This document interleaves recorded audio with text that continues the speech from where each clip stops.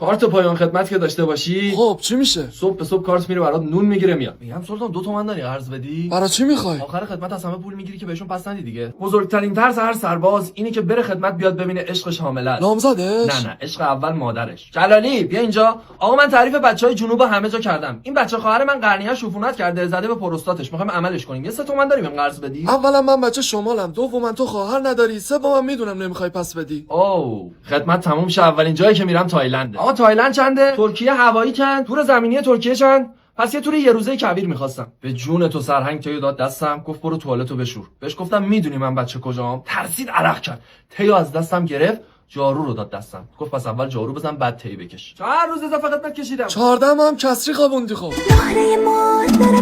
یه قدم دیگه به ازدواج نزدیک شدم. الان فقط کار و خونه و ماشین و 2-3 میلیارد پول میخوام. هیچ وقت آدم فروشی نکردم جز مواقعی که میخواستم پست ندم، نظافت نکنم، مرخصی بگیرم. دریای موتوری ساحل ندارد، پارو بزن. احمق، ما هم دوریم، با هم تموم میکنیم. شغل دوم یه سرباز ترید دیگه. تو صرافی بیت 24 معامله میکنم. تاوان جوانی پرداخت شد. ببین گل پسر، امیر ارتشم بیاد من نمیذارم تو از این در بری داخل. چه جناب سروان. آقا بفرمایید داخل.